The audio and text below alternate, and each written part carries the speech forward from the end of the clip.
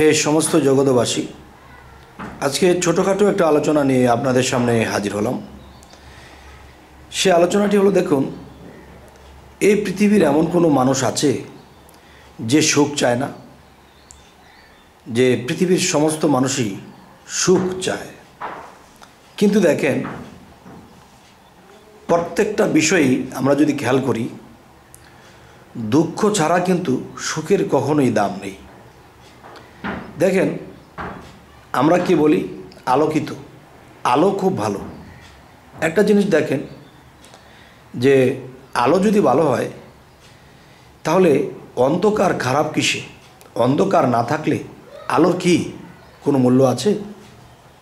আচ্ছা, তাহলে অন্ধকারেরও প্রয়োজন, আলোরও প্রয়োজন।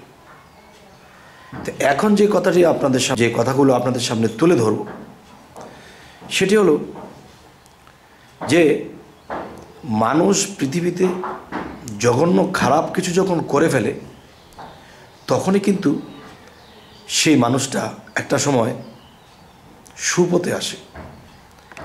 আর যে মানুষটা ভালো, সে কিন্তু খারাপের খবর জানে না, আর সেই খারাপ কিন্তু তার সামনে কোনো দিন আসবে, আর সেই সম্পর্কে তার ধারণা থাকবে না। এ হলো একটা বিষয়। আরেকটা বিষয় হলো, দেখেন যে নিজামুদ্দিন আউলিয়া, সে কিন্তু ডাকাত ছিল, আর সেই ডাকাত কিন্তু এক নিমেষে আউলিয়া হয়ে গেছে। তাহলে পৃথিবীতে যারা জন্ম নিয়েছে, জীবনে কোনো খারাপ করেনি, তাহলে তারা কিন্তু ভালোটাই বুঝেছে, খারাপের সম্পর্কে কিছু বোঝেনি, জানেনি। তো পৃথিবীতে চলতে গেলে আমাদের খারাপ বোঝার প্রয়োজন আছে। আচ্ছা, হয়তো জীবন চলার পথে কিছু খারাপ করে ফেলছে, তখন সেই খারাপ করাতে সে বুঝতে পেরেছে খারাপটা করলে এটা হয়, ভালোটা করলে ওটা হয়।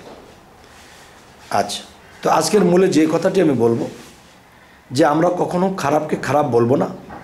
কেননা খারাপ একটা সময় সে এত ভালো হবে যে আমি যে তাকে খারাপ বলেছিলাম, কিন্তু সে আমার থেকেও অনেক ভালো হয়ে গেছে। আচ্ছা, পরিস্থিতির শিকার মানুষ এরকম হয়ে যায়।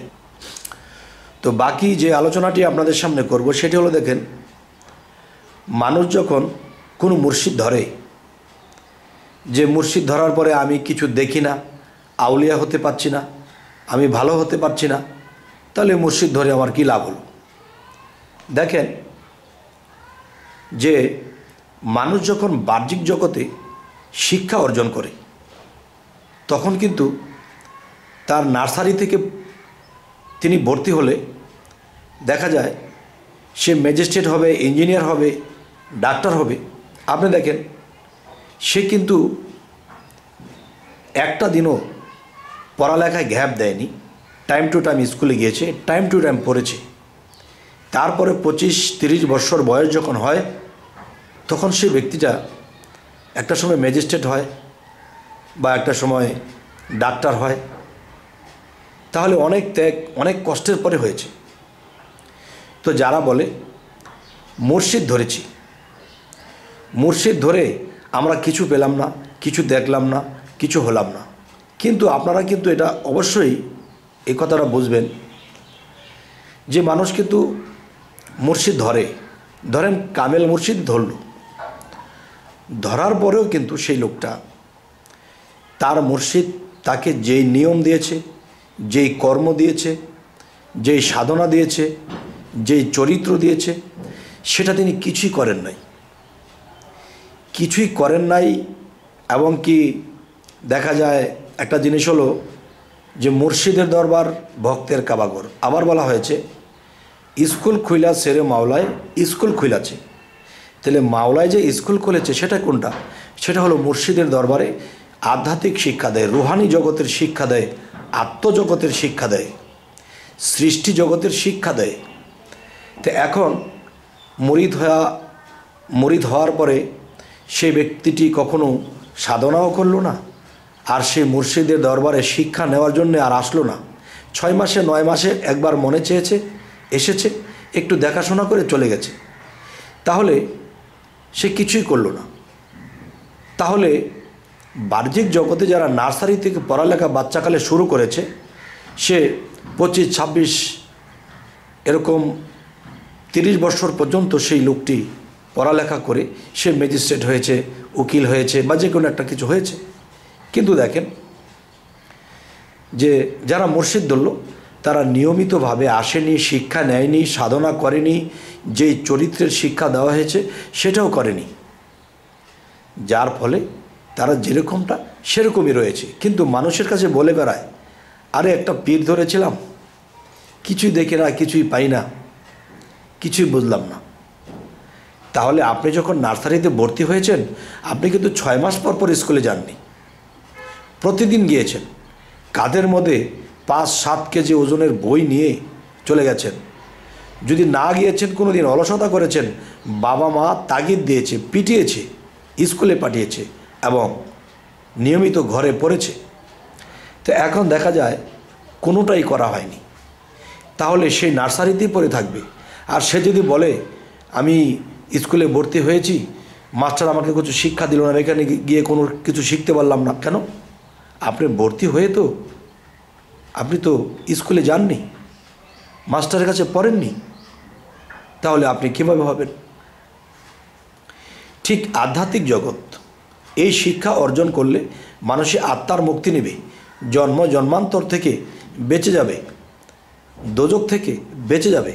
এই জন্যই তো একজন মানুষের মুর্শিদ ধরতে হয়। তো এখন দেখা যায় কি, তারা এটা করেনি।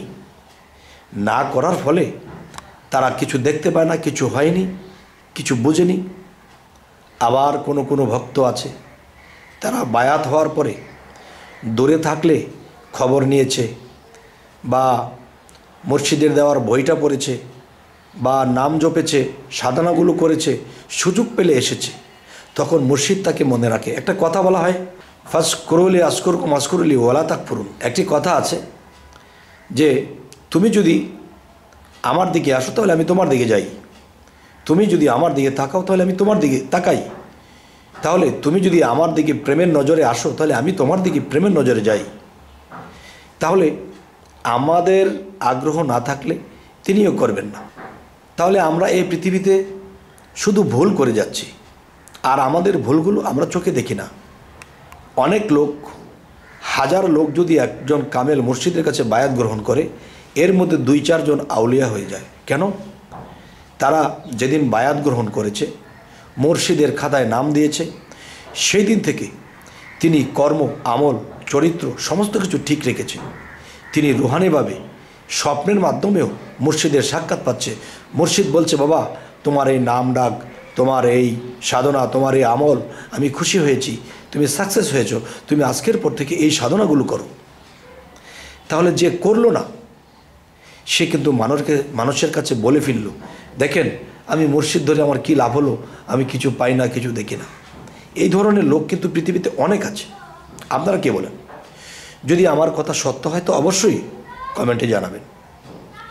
তবে হ্যাঁ, আমি আপনি কোরআনটাকে বললে কোরআনের মধ্যে পাইতেছি, সূরা কাহাফে পাচ্ছি, সূরা ইনসিরাতে পাচ্ছি, সূরা সাফফাতে পাচ্ছি, সূরা ফাতাতে পাচ্ছি। মুর্শিদ ধরতে হবে, সাধনা করতে হবে।